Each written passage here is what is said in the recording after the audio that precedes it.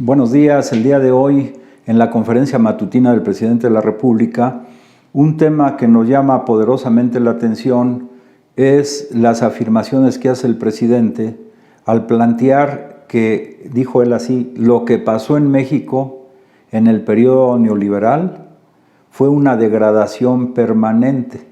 O sea, una degradación, pero en todos los ámbitos de la vida. En el terreno ético, moral, en el terreno material, en el terreno cultural, en la interrelación entre los mexicanos. Fue una degradación enorme.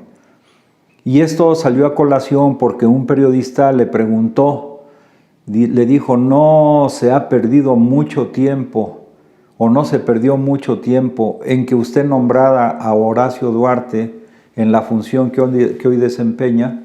Y el presidente dijo, lo que pasa es que el régimen neoliberal lo abarcó todo. O sea, el régimen neoliberal se metió en todos los poros de la vida nacional. El presidente dijo, más literalmente dijo, el régimen neoliberal se tragó todo. Es decir, se tragó, yo recalco sobre todo, la actitud moral y ética y sobre todo de los funcionarios del gobierno. Incluso el presidente también planteó que en este periodo neoliberal el egoísmo, el individualismo, el amor al dinero por encima de todas las cosas permeó en todos los ámbitos de la vida nacional, incluso en las universidades. Ya hemos visto que parte de la estafa maestra se gestó por malos manejos al interior de algunas de las universidades, lo cual claramente se entiende porque si los doctores en economía que fueron a universidades extranjeras se prepararon allá precisamente con la mentalidad neoliberal, evidentemente que cuando vienen a México, por encima de todo priva los cánones neoliberales o los dogmas neoliberales.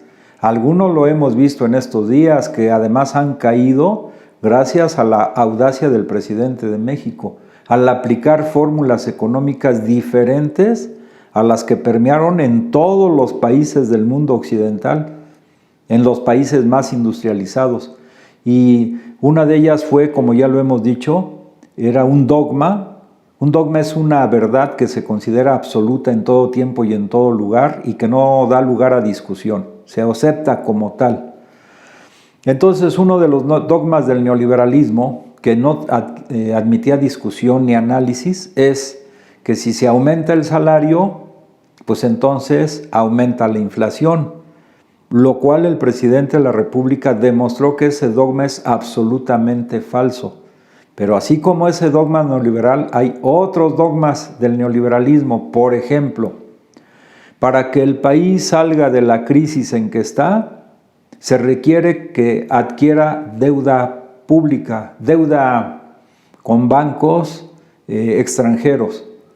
Y si no, no va a salir adelante. Bueno, el presidente en todo este periodo, aunque 80 países del planeta adquirieron nueva deuda con los organismos internacionales, México no lo hizo por la posición firme y audaz del presidente, y México está saliendo más rápido que otros países de este tema que nos ha afectado tanto la crisis económica que se agudizó con el tema del coronavirus. Otro dogma neoliberal era que debiera haber, fíjense bien, austeridad en el gasto público. Es decir, que el gobierno debiera gastar menos en educación, menos en salud y además contención salarial. Bueno, el presidente hizo lo contrario y no hemos caído en crisis. El presidente, en lugar de limitar o aplicar la austeridad a cuestiones esenciales como en educación y salud, lo hizo al revés. O sea, en este momento hay 11 millones de jóvenes mexicanos de los distintos niveles que tienen una beca por parte del gobierno que encabeza el presidente de la República. En estos momentos se regularizó la situación de alrededor de 300,000 maestros, se contrataron 40,000 médicos, se basificaron 40,000 médicos y enfermeras. O sea, en lugar de restringir o limitar el gasto en educación y salud, entre otros, el presidente, al contrario, fortaleció el sector salud, fortaleció el sector educación. Y también ese era un dogma neoliberal. Eso se firmaba cuando se pedía créditos al extranjero.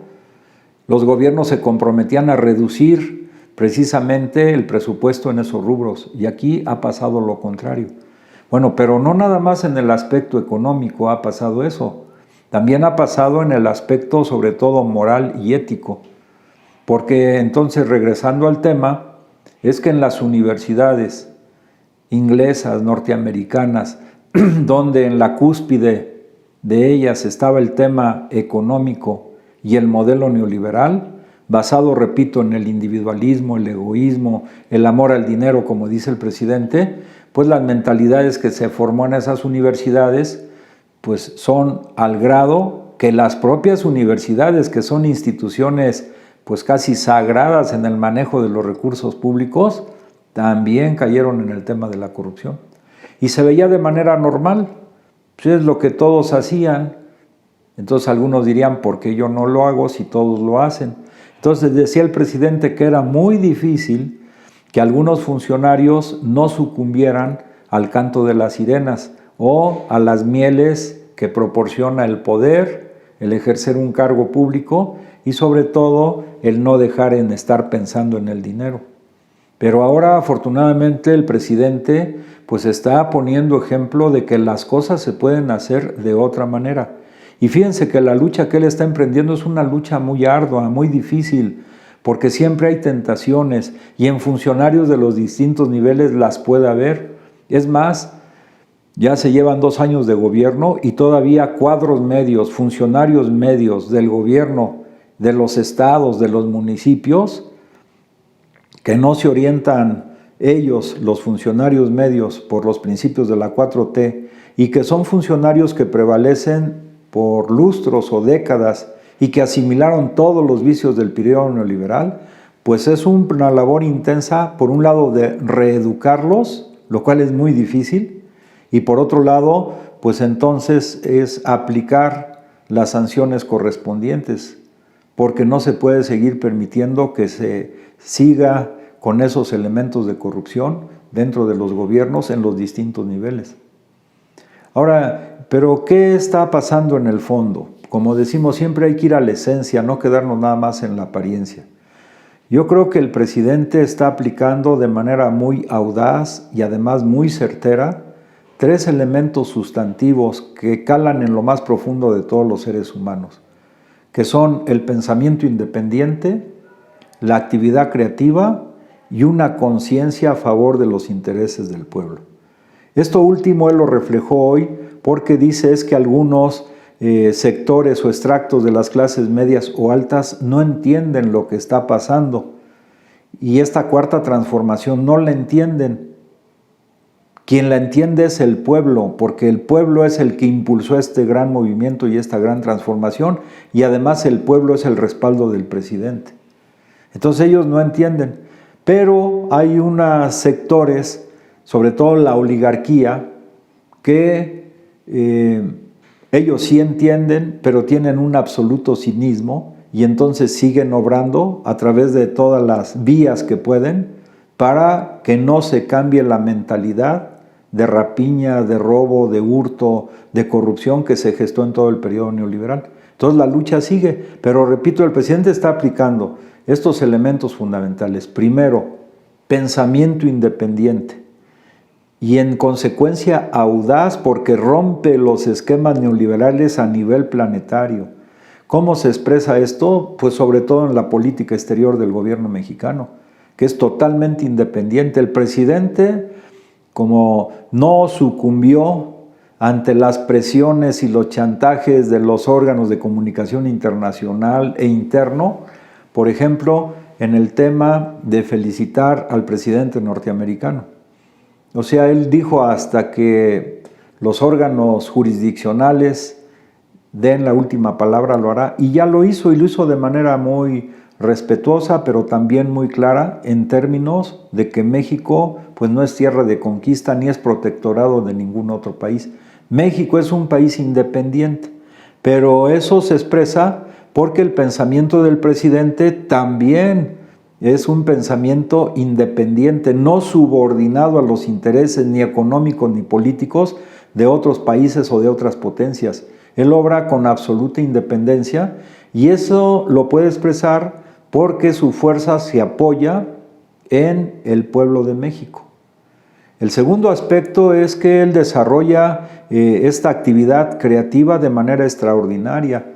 Tal vez uno de los elementos más importantes del pensamiento creativo del presidente de la República, también hoy él lo dijo, es el hecho de que el ejército asuma tareas que el presidente le ha delegado, sobre todo en el tema de la construcción del Aeropuerto Internacional de Santa Lucía, construcción de las que van a ser en total 2.600 sucursales del Banco del Bienestar, construcción en algunas presas, en carreteras, en distintos sectores donde el presidente hoy dijo, pues estaban muy metidas las empresas transnacionales y algunas de ellas sumamente corruptas. Y él se refirió sobre todo al tema de esta empresa que él dijo a nivel internacional que corrompió incluso presidentes de varios países de América Latina,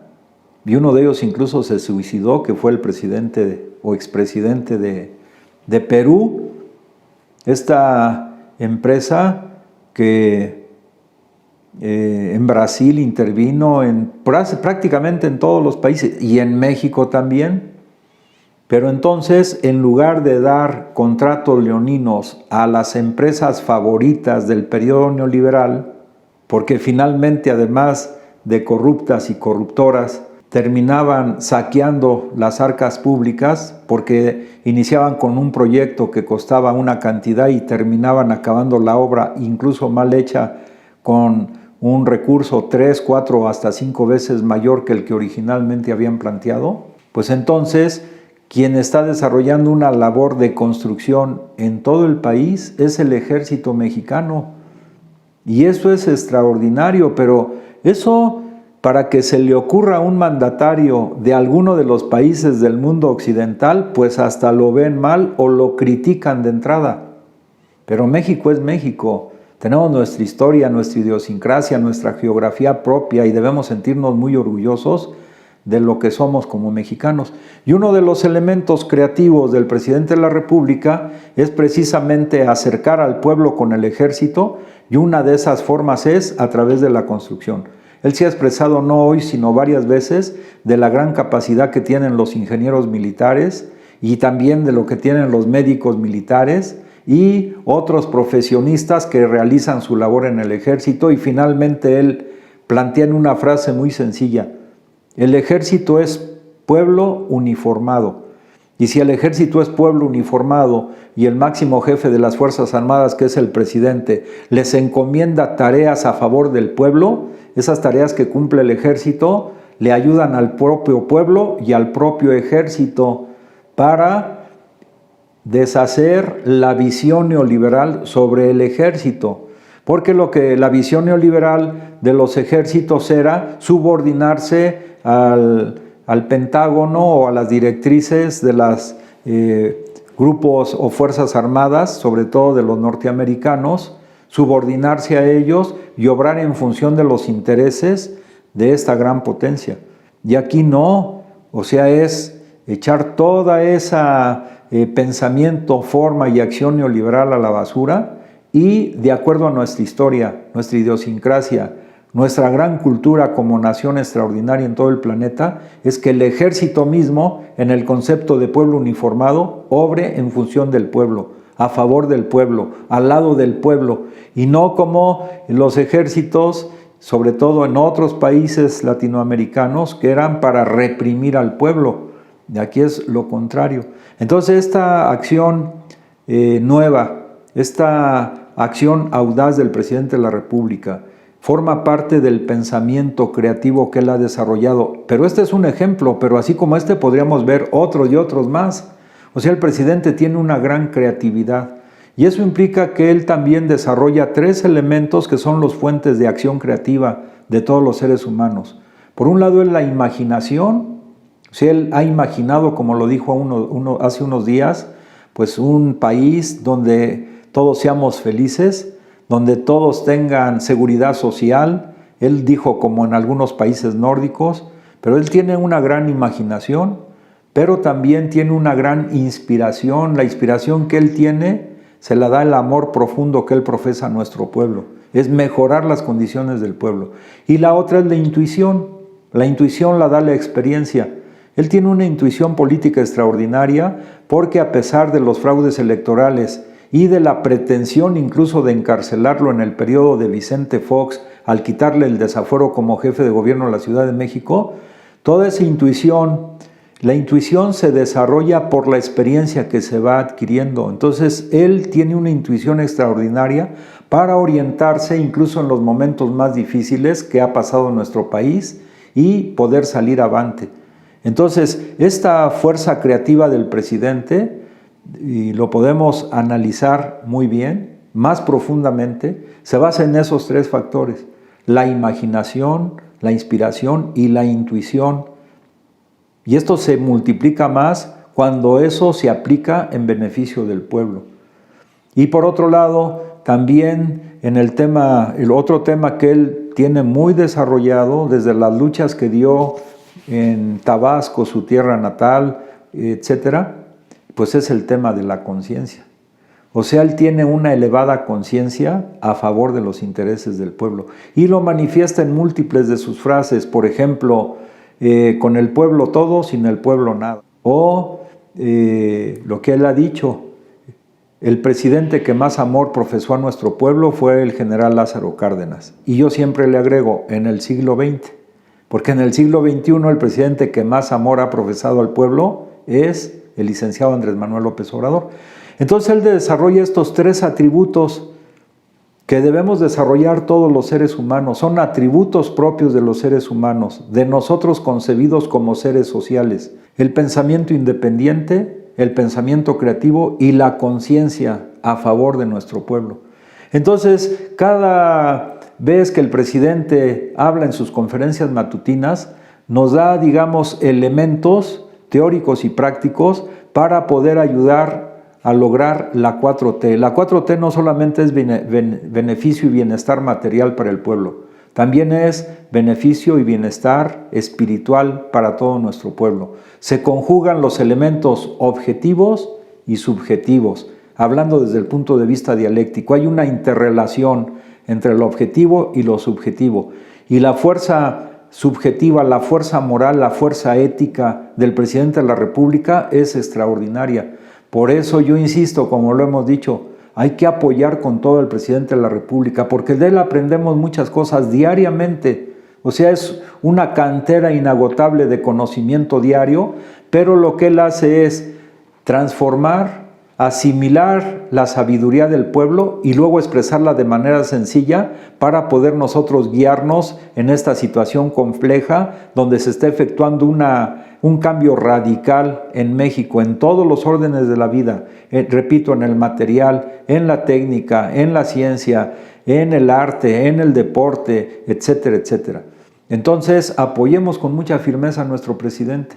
Este cambio es trascendental y está permeando a nivel internacional a los distintos países del planeta. Por eso las aportaciones que haga nuestro presidente están teniendo reconocimiento internacional, no de los sectores de la oligarquía internacional, porque ellos están pensando nada más en el dinero. Ellos están preocupados y están a disgusto porque se acabaron las empresas constructoras preferidas del periodo neoliberal y las empresas también transnacionales preferidas, como por ejemplo la OHL o Odebrecht, empresa corruptora, y ambas, o más atrás la Iberdrola, o etcétera, etcétera, la Repsol y demás. Entonces aquí se trata de abrir las puertas a un mundo nuevo y el presidente está haciendo un esfuerzo extraordinario, un mundo nuevo donde se retomen, se restituyan y se fortalezcan los valores morales, éticos y espirituales del pueblo de México. Eso es la grandeza de México, es lo que está surgiendo a flote en este momento, encabezada y orientada por un gran ser extraordinario que es el presidente de la República.